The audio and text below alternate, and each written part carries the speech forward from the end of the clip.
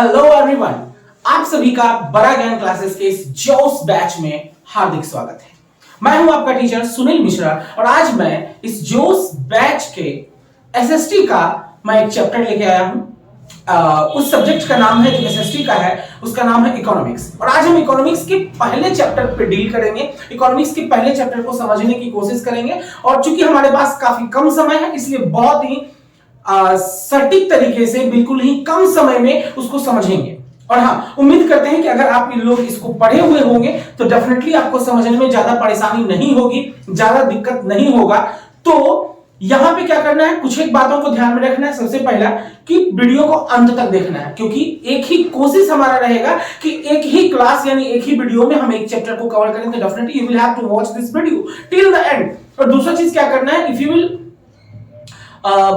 if it will be necessary for you then you can write down, और otherwise already हम notes लिखवा चुके हैं तो आपको कोई दिक्कत नहीं होना चाहिए। तो आइए इस बड़ा ज्ञान क्लासेस के जोश बैच का फायदा उठाएं, लाभ उठाएं और उम्मीद करते हैं कि आपकी तैयारी अच्छी ही चल रही होगी। और अगर कहीं कुछ 19-20 का आंकड़ा है तो भी कोई प्रॉब्लम नहीं है, Bada Gyan classes is for you to always help you. तो अब बिना कोई देर किए आइए शुरुआत करते हैं। और इस इकोनॉमिक्स के इस चैप्टर का नाम है डेवलपमेंट। ठीक है, अगर हम डेवलपमेंट की बात करते हैं तो डेवलपमेंट क्या होता है, तो डेवलपमेंट होता है विकास। ठीक है, यानी कोई भी चीज, जैसे अगर कल तक आप 2 रुपया कमा रहे थे, आज अगर आप 3 कमाते हैं तो ये आपका डेवलपमेंट है। लेकिन अगर वो 2 से कम जाता है तो डेफिनेटली आपका ये डेवलपमेंट नहीं कहलाएगा। तो ये एक्चुअली अब यहां पे सवाल उठता है कि ये कितने बेसिस पे होता है। तो ये इंडिविजुअल से स्टार्ट होकर के ये पूरे के पूरे कंट्री बेसिस तक भी चला जाता है। और यहां पे ध्यान रखने वाली बात क्या होता है कि डेवलपमेंट में कि डिफरेंट पीपल डिफरेंट गोल्स, कहने का मतलब आपके चैप्टर की शुरुआत ही यहीं से की गई है। अलग अलग लोग, अलग अलग गोल, और उन गोल पे बेस्ड होता है, उन गोल पे आधारित होता है हमारा क्या। तो जरा इसे देख लें, डिफरेंट पीपल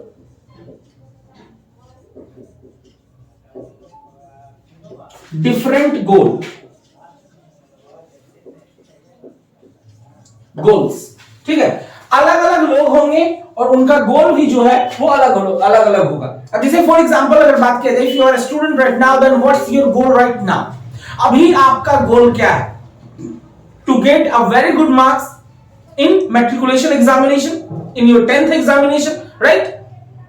अब कोई मजदूर है तो उसका गोल क्या होगा, उसका गोल ऑब्वियसली होगा कि कल तक हमारा जो भी कमाई था वो पहला चीज तो हमारा कमाई बरकरार रहे, यानी हमें हर रोज काम मिले, हम बेरोजगार ना बैठे। एंड दूसरा क्या होगा कि अगर कल हमें मेहनताना वेजेस, हमारी मजदूरी 10 रुपया मिल रही थी तो आज हमको 11 मिले, कल 12 मिले। एक डॉक्टर की क्या होती है कि भाई हमारे पास पेशेंट रोज आए, और पेशेंट का क्या गोल होता है कि हम कभी बीमार ना हो, या अगर हुए हैं तो हम जल्द से जल्द ठीक हो जाए। ठीक है, यानी हर व्यक्ति का अलग गोल होता है। ठीक, अब यहां पे जो है हमारे इस बेस पे हमारा जो क्वेश्चन आता है कि हम किस तरह से इसको देखते हैं कि different people different goal, and why the different people have the different goal. Obviously इसलिए क्योंकि हर आदमी की जो रिक्वायरमेंट होती है, उनकी जो जरूरत होती है वो कंप्लीटली अलग होती है टू ईच अदर, एक दूसरे से बिल्कुल ही अलग होता है, भिन्न होता है। एक को कुछ और चाहिए, दूसरे को कुछ और चाहिए, अंडरस्टैंड। तो दैट्स व्हाई इसीलिए ये चैप्टर की शुरुआत ही किया गया है कि डिफरेंट पीपल डिफरेंट गोल, हर व्यक्ति की अलग मांग होती है। जैसे फॉर एग्जांपल कि आप नेता से हमारी क्या मांग होती है कि वो जो हमारी जरूरत की चीजें हैं, चाहे वो सड़क बनवाए, रोड, या फिर स्कूल बनवाए, कॉलेजेस बनवाए, ब्रिज बनवाए, कोई सुपर मार्केट, सुपर मॉल खुलवाए, लाइक दिस ऑल थिंग्स, जो कि हमारे फायदे के लिए चीजें हो, हम सरकार से वही उम्मीद करते हैं कि सरकार वो हमारे लिए करेगी। तो ये हमारा गोल होता है किसके रिगार्डिंग में, गवर्नमेंट के रिगार्डिंग। और उसी पॉलिटिशियंस का क्या होता है कि इस इलेक्शन में तो हम जीते हैं, अगले इलेक्शन में भी जनता से वही उम्मीद है, वही प्यार की उम्मीद है और वो हमें जितवाए। तो डिफरेंट लोग, उनकी डिफरेंट समझ होती है, उनका हर व्यक्ति का एक अलग ही गोल होता है। अब यहां पे अगर डिफरेंट गोल की बात किया जाए तो सबसे पहला जो होता है इनकम। ठीक है, इनकम हमारा एक सबसे बड़ा पॉइंट होता है जो कि हर व्यक्ति का गोल होता है। ठीक है, हालांकि इसमें और भी अदर्स भी हैं, एंड अदर गोल्स। ठीक, ये हमारे चैप्टर का दूसरा पॉइंट है कि इनकम एंड अदर गोल। तो आप देखेंगे कि किसी भी इंसान का जो ज्यादातर या यूं कह ले आज के डेट में, क्योंकि ये अर्थ का युग है इकोनॉमिक्स वर्ल्ड है, तो आज हमेशा हमको सबसे ज्यादा चीज जो जरूरत होती है वो इनकम की होती है। क्योंकि इनकम के द्वारा ही if you are right now eligible to study by आप अपने मोबाइल से या लैपटॉप कंप्यूटर के द्वारा अगर आप हमारी बातों को सुन पा रहे हैं तो उसके लिए भी आपको पैसा चाहिए हुआ, उसके लिए आप खरीदे। तो सबसे पहला हर व्यक्ति का जो गोल होता है वो क्या होता है, वो इनकम होता है। ठीक है, इनकम हमारा कैसे बढ़े, इनकम में किस तरह से हमारा इंक्रीजमेंट हो, किस तरह से हम और ज्यादा से ज्यादा कमाएं। And right now if I will ask to the students that what's your goal for study, तो हर कोई बोलेगा डॉक्टर बनना है, इंजीनियर बनना है, कोई कलेक्टर बनना है, किसी को पुलिस बनना है, किसी को कुछ बनना है। और फाइनल गोल क्या है, इनकम। क्योंकि आज जो हमारी शिक्षा भी है वो शिक्षा पद्धति भी इसी बेस पे आधारित होती है कि हम इतने बेहतर तरीके से शिक्षा ग्रहण करें कि हमें ज्यादा से ज्यादा अच्छी नौकरी मिले, ज्यादा से ज्यादा अच्छा पैकेज मिले। क्योंकि आज, और this is the main difference between the today's education and the education that were given by the gurukuls.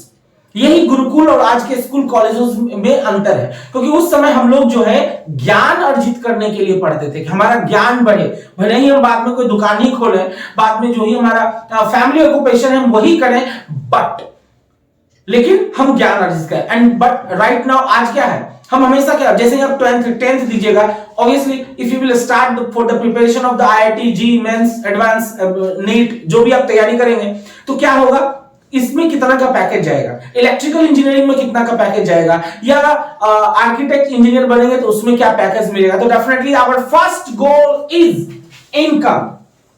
Okay, understand, हमारा पहला जो गोल होता है वो हमारा इनकम है।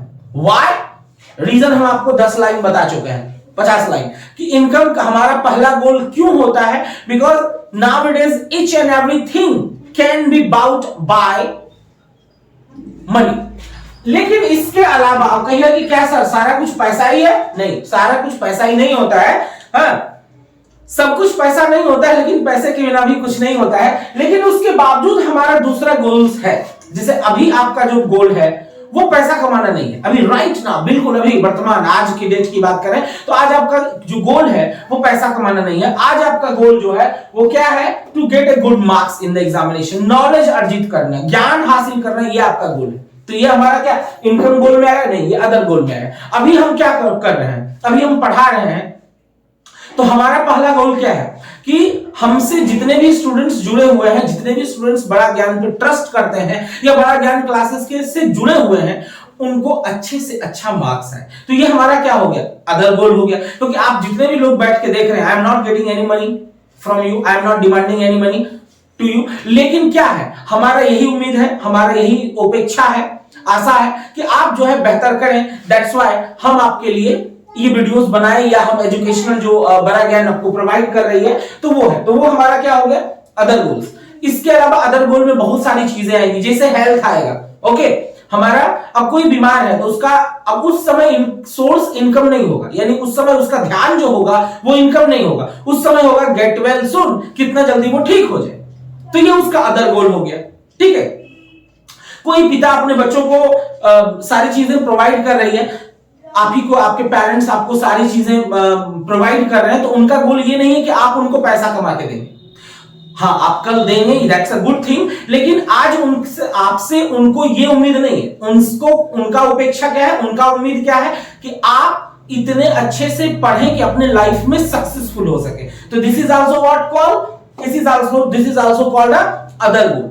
तो यहां पे अगर हम गोल की बात करें तो एक हमारा income and also the other goals. Obviously income is the main goal of the nowadays everybody, but at a proper age, जब आप उस दौर में पहुंच जाते हैं where you will have to do work for your family, and if you will get a responsibility to run your house, at the moment you will need an income. But before that your goal is not to earn money and income, your goal is to different kind of goals. मगर हर किसी का गोल होता है। एक कहावत है कि a man is nothing without a goal or ambition. And it will be just like the rudderless boat, बिना पतवार की नाव की तरह होता है। So just we will have to make goal, and हर किसी का गोल होता है। अब एक छोटा सा बच्चा है, उसका भी गोल होता है, क्या होता है, सुबह उठा उसको चॉकलेट चाहिए, अंडरस्टैंड। जब वो कहीं मार्केट में घूमने जा रहा है, किसी मेला में त्योहार में जा रहा है, तो उसका गोल क्या होता है कि वो उधर से खिलौना लेके आए, गोल है ना, वो भी उसका गोल है। गोल का मतलब ही होता है किसी चीज की प्राप्ति करने की इच्छा रखना। If you have a desire to achieve something, this is called your goal. Understand? ठीक है, कभी कभी परिभाषाएं भी पूछ देता है, तो वो याद रखना है। क्या है हमारा गोल का, क्या परिभाषा हो गया, the keeping a desire. If you will have a desire to achieve something, this is called your goal. ठीक, ओके। अब यहां पे हमारा क्या होता है कि अब ये गोल और इनकम, अब इसके बाद हमको क्या समझना है भाई, तो डेवलपमेंट, व्हाट इज इट, ये डेवलपमेंट क्या है। तो देखेंगे, अगर हम यहां पे थे और अगर हम यहां पहुंच गए, तो this is called our development, this is called our achievement. Understand? अगर आपके फैमिली की इनकम मान लीजिए पिछले साल तक 10,000 थी और इस साल अगर 11 होती है, तो ये क्या कहलाएगा, ये डेवलपमेंट कहलाएगा। आप हाफ ईयरली में 60% मार्क्स लाए और फाइनल में आप 90% मार्क्स लाए, तो ये 30% का जो मार्जिन हुआ, ये जो अंतर हुआ, this is called development. Understand? अब यहां पे हमारा डेवलपमेंट में अगला जो पॉइंट आता है, उसको हम लोग बोलते हैं national development. Okay, national development यानी राष्ट्रीय विकास। ये क्या है भाई, तो इसके लिए देखिए, अब तो ये घर का तो इजीली पता चल जाएगा, एक आदमी का तो इजीली पता चल जाएगा, but how we will count a national development. तो देखिए, नेशनल डेवलपमेंट जो काउंट किया जाता है वो जीडीपी के आधार पे, ठीक है, ग्रॉस डोमेस्टिक प्रोडक्शन के आधार पे जो है वो नापा जाता है कि भाई हमारा जो देश है, भारत है, या किसी भी अगर हम पार्टिकुलर देश की बात करें, तो क्या वो सच में डेवलप किया है। और इसी पे अलग अलग कैटेगरी भी आप सुने होंगे, जैसे कि हम लोग जानते हैं कि हमारा भारत डेवलप नहीं, डेवलपिंग है, बहुत अच्छा डेवलपिंग है, but still we can't say that our country is developed. और ये जो है जीडीपी के आधार पे निकाला जाता है, ग्रॉस डोमेस्टिक प्रोडक्शन, कि पूरे एक साल में सभी सेक्टर्स, जनरली कितने सेक्टर होते हैं, ऑब्वियसली आपको याद होना चाहिए, 3 सेक्टर होते हैं। प्राइमरी सेक्टर होता है, इसके अंतर्गत वो सारे काम होते हैं जो हम नेचुरल तरीके से करते हैं, यानी नेचुरल जो हम ग्रो करते हैं, कुछ उपजाते हैं, कुछ पैदा करते हैं, तो वो हमारा क्या कहलाता है, primary sector. Just like the agriculture, agriculture में आपका फिशिंग भी आ जाएगा, माइनिंग भी आ जाएगा, है ये सारी चीजें जो हॉर्टिकल्चर, सेरिकल्चर, ये सारे क्या कहलाएंगे, ये सारे आपके कहलाएंगे प्राइमरी सेक्टर। दूसरा हमारा क्या है, सेकेंडरी सेक्टर। ये आपको हम रिमाइंड कर रहे हैं, ऑलरेडी आप पढ़ चुके हैं। सेकेंडरी सेक्टर क्या है, सेकेंडरी सेक्टर वो सेक्टर्स है जिसमें कि हम प्रोसेस करके, यानी by the help of equipment, machines, factory industry में हम उस प्राइमरी सोर्स से मिले हुए सामान को उसमें प्रोसेस करके कुछ जब नया चीज हम बनाते हैं, तो वो जो है सेकेंडरी सेक्टर के अंतर्गत आता है। जितने भी फैक्ट्रीज, इंडस्ट्रीज हो गया, वो क्या है, सेकेंडरी सेक्टर है। और तीसरा कौन सा सेक्टर होता है, टर्शियरी सेक्टर। ठीक है, तीसरा हमारा टर्शियरी सेक्टर, और इसको दूसरा नाम जो है आज के डेट में सर्विस सेक्टर भी कहा जाता है। इसके अंतर्गत क्या आते हैं, अभी हम जो पढ़ा रहे हैं, ये कौन सेक्टर में आएगा, ये टर्शियरी सेक्टर में आएगा। अंडरस्टैंड? ये टर्शियरी सेक्टर, और ये भी पूछता है कि टर्शियरी सेक्टर ऑब्जेक्टिव्स में ये पूछता है टर्शियरी, इनमें से कौन सा टर्शियरी सेक्टर के एग्जांपल्स हैं, ये टर्शियरी सेक्टर में कौन आएगा, ये टर्शियरी सेक्टर में कौन नहीं है। अंडरस्टैंड? तो टर्शियरी सेक्टर, अब जो हम आपको बताने वाले हैं, बड़ा ध्यान से और गौर से सुनिए। टर्शियरी सेक्टर में जिसे हम अभी पढ़ा रहे हैं, तो ये क्या है, सर्विस प्रोवाइड कर रहे हैं, तो ये टीचिंग, इंश्योरेंस, कोई सामान को यहां से वहां पहुंचा देना, यानी जितने भी तरह का ऑनलाइन जो आप कोई भी सामान मंगाते हैं, वो क्या है, टर्शियरी सेक्टर है। अब इन तीनों को अगर हम एक नजर में देखें, तो जैसे कि मान लीजिए कपास है, कपास, कॉटन, वो कहां होगा, खेत में होगा, तो वो क्या कहलाया, प्राइमरी सेक्टर। फिर वो गया factory industry, right, factory industry गया और वो वहां पर उससे कपड़ा बना, वो हो गया सेकेंडरी सेक्टर।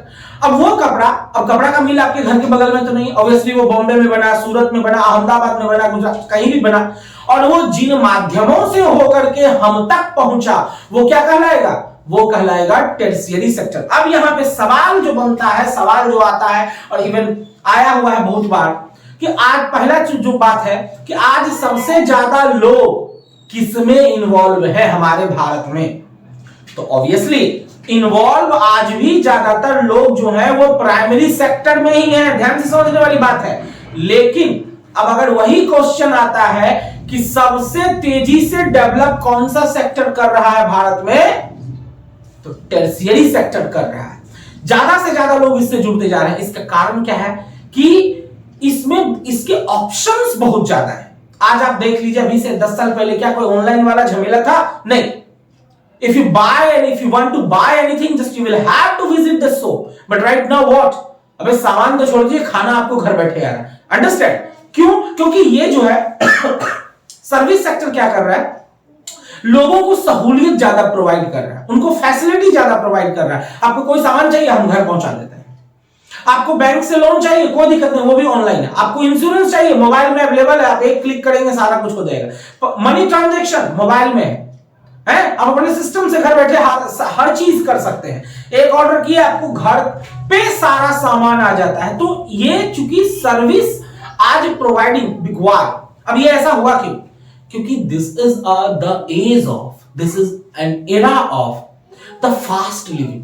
आज बहुत तेजी में जिंदगी आगे बढ़ रही है। So that's why the people haven't the time to visit, to go here and there. एक सामान के लिए ये शॉपिंग मॉल, दूसरे सामान के लिए दूसरे शॉपिंग मॉल, टाइम नहीं है। तो that's why they are utilising the service sector. इसके वजह से वो लोग सर्विस सेक्टर को यूटिलाइज कर रहे हैं। तो इसलिए आज अब समझ में आ गया कि क्यों हमारा टर्शियरी सेक्टर जो है इतने तेजी से ग्रो कर रहा है। तो टर्शियरी सेक्टर के ग्रो करने का सबसे बड़ा रीजन यही है कि आज लोगों के पास समय नहीं है, people haven't time, so that's why they are achieving the facilities from the service sector. तो ये हमारा था 3 सेक्टर। तो अब देखिए नेशनल जो हमारा डेवलपमेंट निकलता है, जो पता लगाया जाता है कि भाई नेशनल डेवलपमेंट क्या है, तो उसके लिए क्या किया जाता है? तो सबसे पहले ये तीनों सेक्टर्स में पूरे एक साल में जितना प्रोडक्शन हुआ, जितना इनकम हुआ, जितना सेलिंग हुआ, कितना इंपोर्ट हुआ, कितना एक्सपोर्ट हुआ, इन सभी को जब मिला दिया जाता है तो वो बनता है नेशनल इनकम। अंडरस्टैंड बाबू? वो बनता है नेशनल इनकम। सीधी सी बात है, अगर आपको दुकान है और अगर आपको पूरे एक साल का ये डाटा निकालना हो, जर्नल निकालना हो आपको, तो आप क्या करेंगे? तो आप वहां पे जिसको बोलते हैं फाइनल अकाउंट है। अगर आप कॉमर्स लेते हैं 10th के बाद तो आपको ये सब पढ़ना होगा, जनरल लेजर, फाइनल अकाउंट। उस पे नहीं जाएंगे। तो फाइनल अकाउंट जो आप निकालते हैं, किसी अगर आपका कोई बिजनेस है या घर, ये दुकान है, तो आप क्या करते हैं? पूरे एक साल में आपने कितना खरीदा सामान और कितना बेचा, और उन दोनों के बीच का जो डिफरेंस होगा that is called the income है।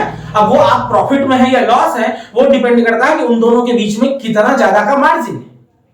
अगर वो मार्जिन ज्यादा है, यानी अगर आप मान लीजिए पूरे साल में 5 लाख का खरीदारी करते हैं और आप 12 लाख का सेल कर रहे हैं, तो ऑब्वियसली वो 7 लाख का जो डिफरेंस है दैट इज योर इनकम। और चूंकि अगर हम इनकम की श्रेणी में है तो definitely we can say that we got development, कि हमारा डेवलपमेंट हुआ।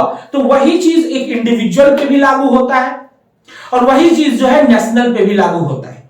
जिस तरह से आप अपना डेवलपमेंट निकालते हैं, अपने सोसाइटी का डेवलपमेंट चाहे आप निकालें, अपने फैमिली का निकालें, इन द सेम प्रोसेस वहां पे भी होता है जहां पर हम नेशनल डेवलपमेंट की बात करते हैं। और उसके बाद अब हमारा अगला जो क्वेश्चन है वो ये है कि how to compare different countries, okay, और स्टेट्स।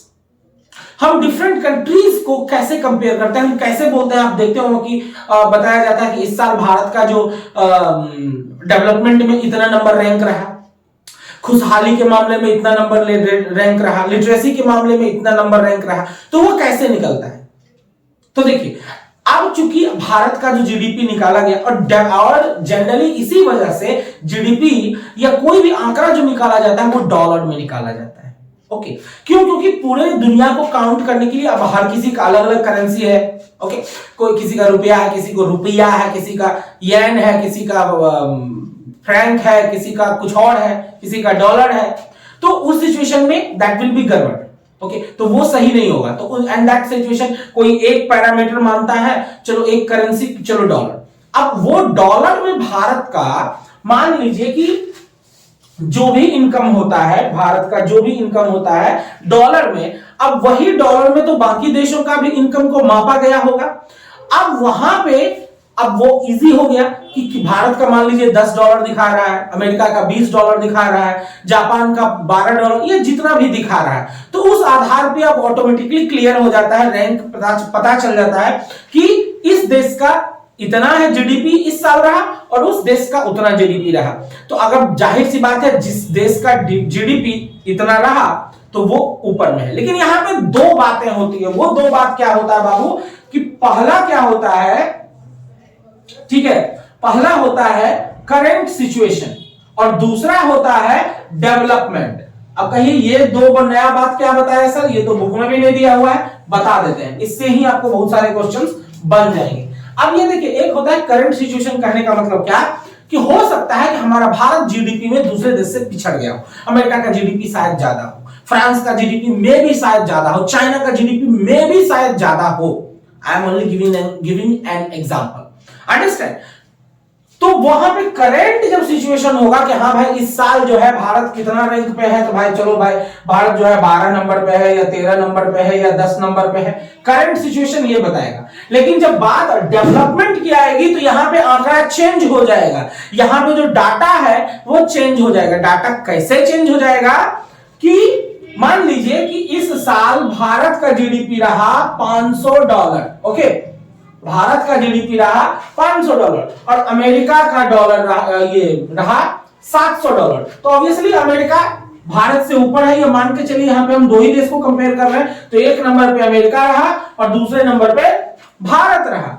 लेकिन ये रहा करंट सिचुएशन। अब डेवलपमेंट की जब बात होगी तो क्या होगा, डेवलपमेंट हम बताए थे शुरू में ही कि प्रेजेंट स्टेटस से आपका कितना बढ़ता है, अंडरस्टैंड, वो डेवलपमेंट कहलाता है। तो करंट स्टेटस में हम पिछड़ गए, हमारा रैंक जो है भैया अमेरिका 1 है, ये 2 है। लेकिन अब जब डेवलपमेंट सिचुएशन की बात होगी तो ये देखा जाएगा कि पिछले साल प्रीवियस ईयर में भारत का कितना था जीडीपी। तो मान लीजिए प्रीवियस ईयर में भारत का जीडीपी था 300, ओके, और अमेरिका का जीडीपी था मान के चलिए 650, ठीक। तो अब जब डेवलपमेंट की बात आएगी तो कौन सा देश ऊपर हुआ, भारत ऊपर हो गया। क्यों, भारत ने $200 इस साल डेवलपमेंट किया है, आगे बढ़ा है, जबकि अमेरिका का मात्र $50 बढ़ा है। वो 650 पिछले साल ही उसका अचीवमेंट था, पिछले साल भी 650 पे ही वो था और इस साल 700 पे है, यानी उसका डेवलपमेंट होता है मात्र $50 का, जबकि भारत का जो डेवलपमेंट है वो पूरे $200 का है। तो जब डेवलपमेंट की बात आएगी तो भारत हो जाएगा हमारा 1 नंबर और अमेरिका हो जाएगा हमारा दूसरा नंबर। तो इस तरह से हम देखते हैं,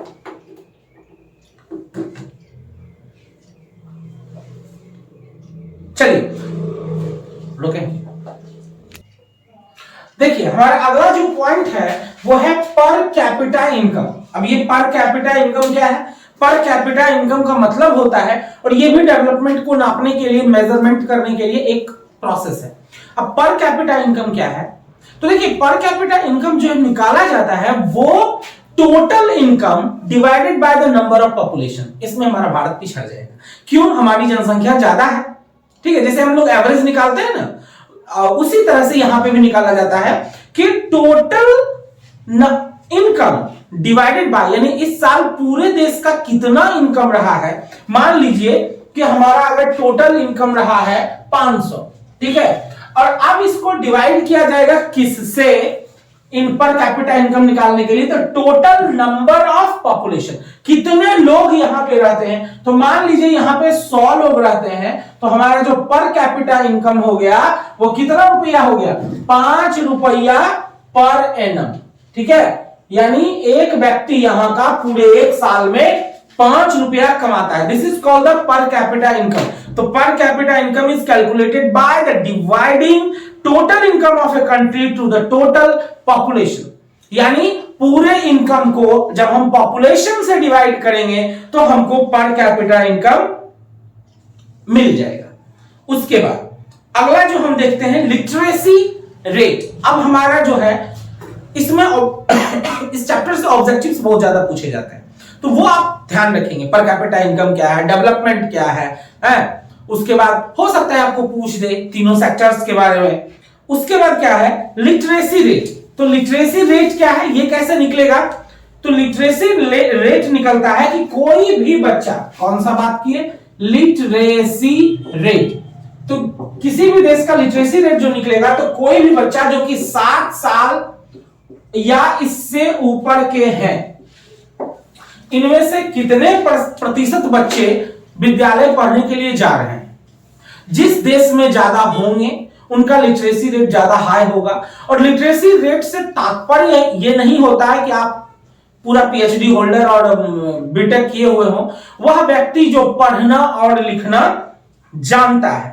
तो वहां पे अब जिस देश की ऑब्वियसली लिटरेसी रेट हाई होगी, वो डेवलप्ड कंट्री की श्रेणी में, कैटेगरी में वो काउंट किया जाएगा।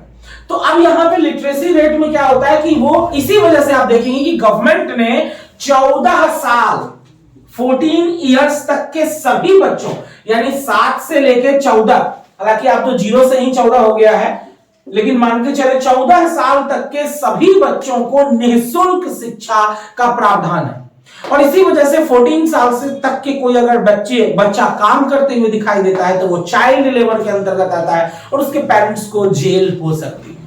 क्यों? क्योंकि जब गवर्नमेंट ने 14 साल तक के सभी बच्चों, I am talking about the Indian government, तो 14 साल तक के सभी बच्चों को जब निःशुल्क शिक्षा का प्रावधान किया गया है, तो आप अपने बच्चे को पढ़ने क्यों नहीं भेज रहे हैं। और ये जो है व्यवस्था भारत के सभी राज्यों के लिए है, क्योंकि जो भी rules and regulation by parliament बनता है वो सभी पूरे भारत के लिए, फ्रॉम हिमालय टू कन्याकुमारी सभी जगह के लिए होता है। तो ये है कि 14 साल तक के जितने भी बच्चे हैं वो पढ़ने के लिए स्कूल जाएंगे, और कितने प्रतिशत बच्चे उसमें से जा रहे हैं या नहीं जा रहे हैं, तो जितने प्रतिशत जा रहे हैं वो हमारा लिटरेसी रेट को डिसाइड करने में एक अहम भूमिका अदा करती है। ठीक है, उसके बाद हमारा अगला जो पॉइंट आता है वो है इन्फेंट मॉर्टेलिटी रेट। अब ये क्या है बाबू, देखें ये हमारा लिटरेसी रेट में हमारा जो राज्य है वो बिहार बहुत ही पीछे है। हालांकि डेवलपमेंट हुआ है बिहार में, ऑब्वियसली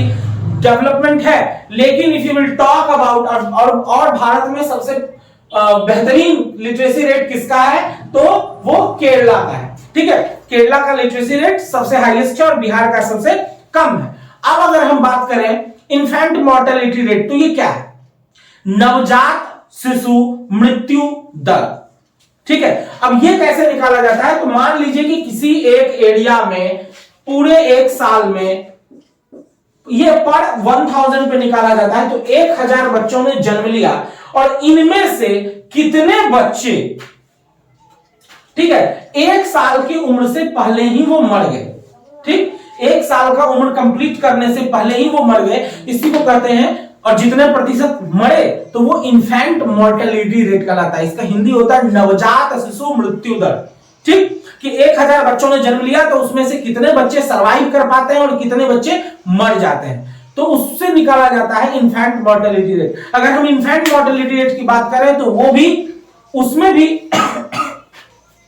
केरला का पोजीशन बहुत अच्छा है, वहां पे इन्फेंट मॉर्टेलिटी रेट बिल्कुल ना के बराबर है। और अब यहां पे सवाल क्या पूछेगा कि what are the factors which affect the infant mortality rate, कि ऐसे कौन कौन से फैक्टर्स हैं जो कि इन्फेंट मॉर्टेलिटी रेट को प्रभावित करता है। तो देखिए डेफिनेटली इसके लिए जो सबसे पहला और इंपॉर्टेंट पहलू है वो है literacy rate. If people will be educated, so that's why they can understand very easily, okay, to how to take care a pregnant mother, because वो जानते हैं, वो वहां समझते हैं। तो हमारा जो ये मॉर्टेलिटी रेट है उसको बहुत ज्यादा अफेक्टेड करता है हमारा एजुकेशन। व्हाई, कि अगर किसी कोई एजुकेटेड है तो डेफिनेटली उसे समझ में आता है, उसे पता है पहले से ही कि how to take care a mother, a pregnant mother. Okay, अब उसके बाद दूसरा चीज जो सबसे ज्यादा इंपॉर्टेंट होता है इसके लिए, इन्फेंट मॉर्टेलिटी रेट के लिए, वो होता है health facility. Understand. Health facility एक बहुत बड़ा इंपॉर्टेंट फैक्टर है जो कि अफेक्ट करता है इनफैक्ट मोर्टेलिटी रेट को। अब जैसे कि आप अक्सर ना सुने होंगे कि गांव या दूर दराज के क्षेत्रों में क्या होता है कि उपचार के अभाव में, ट्रीटमेंट के अभाव में, क्योंकि वहां पे अच्छे हॉस्पिटल्स नहीं अवेलेबल है, तो उसके अभाव में क्या होता है कि बच्चा, मदर और बच्चा दोनों के जान पे खतरा आ जाता है। आप बहुत बार ऐसा सुने होंगे कि मर गया। क्यों मर गया भाई? क्योंकि उसको हेल्थ बेनिफिट नहीं मिल पाया, हेल्थ फैसिलिटी नहीं है, वहां डॉक्टर्स की कमी है, वहां नर्सेस की कमी है। और आज भी भारत के बहुत सारे ऐसे स्टेट्स हैं, जहां के बहुत सारे ऐसे गांव हैं, जहां पर कि आज भी जो बच्चा होता है under the guideline of a दाई हु आर नॉट ट्रेंड, ठीक है, वो ट्रेडिशनल तरीके से वो जो उनको है जानकारी, वो जिस तरह से कर सकते हैं वो करते हैं। तो ऑब्वियसली 10 करेंगे तो 2-4 तो उनके हाथ से गड़बड़ाएगा ही। क्यों? Because she is not a doctor. उस समय सिचुएशन कुछ भी हो सकता है and at that moment she hasn't prepared to how to handle the situation. She hasn't knowledge about the medicine, she hasn't knowledge about the injections or vaccinations, so that's why mother and child both can die। ठीक है, तो in fact mortality rate को हमारा health facility, और इसमें भी हमारा Kerala top पे है क्योंकि केरला एजुकेटेड भी है, वहां पे हेल्थ फैसिलिटी भी बहुत अच्छा है, गवर्नमेंट का भी जो है बहुत अच्छा रवैया है, सो दैट्स व्हाई वहां पे बहुत अच्छा है। उसके बाद हमारा जो अगला है, हमारा अगला जो पॉइंट है वेरी इंपॉर्टेंट, वो है हमारा नेट अटेंडेंस रेशियो। अब ये क्या है भाई? तो नेट अटेंडेंस रेशियो का मतलब होता है चाइल्ड हु इज 14 और 15, 14 से 15 साल तक के जो बच्चे, उसमें से कितने प्रतिशत बच्चे जो है वो स्कूल जा पाते हैं। अब इसमें भी, और इनमें सभी में जो है 1000 पे ग्राफ निकाला जाता है, हमेशा ध्यान में रखेंगे 1000 पे, कि 1000 अगर बच्चे हैं 14 से 15 साल की उम्र के, उसके आसपास के, उससे कम, तो उनमें से कितने प्रतिशत बच्चे स्कूल जा पाते हैं। और जो जा पाते हैं उसी में नेट अटेंडेंस रेशियो निकाला जाता है, क्योंकि नेट अटेंडेंस रेशियो ये जो है गवर्नमेंट को सबमिट करना होता है, जिस ऑर्गेनाइजेशन को ये सौंपा जाता है। जनरली ये स्कूल द्वारा ही प्रोवाइड किया जाता है, आंकड़ा बनाया जाता है कि नेट अटेंडेंस रेशियो कि इस इलाका में अगर 1000 बच्चे हैं 14 से 15 साल की उम्र तक, तो उनमें से कितने प्रतिशत बच्चे स्कूल पढ़ने के लिए जा रहे हैं। क्यों? क्योंकि नेट अटेंडेंस रेशियो जो है हमारा लिटरेसी रेट को अफेक्ट करेगा। लिटरेसी रेट जो है हमारा किसको अफेक्ट करेगा? वहां से ही हमारा एक और नेगेटिव पॉइंट निकल के आएगा, इन्फेंट मोर्टेलिटी रेट भी आएगा, और ये लिटरेसी रेट पर कैपिटा इनकम को अफेक्ट करेगा। कहिए ये कैसे करेगा? अरे भाई आप पढ़े लिखे रहेंगे तभी तो आप अच्छा जॉब करेंगे, और जब आप अच्छा जॉब करेंगे तभी तो आपका इनकम जो है गेन करेगा।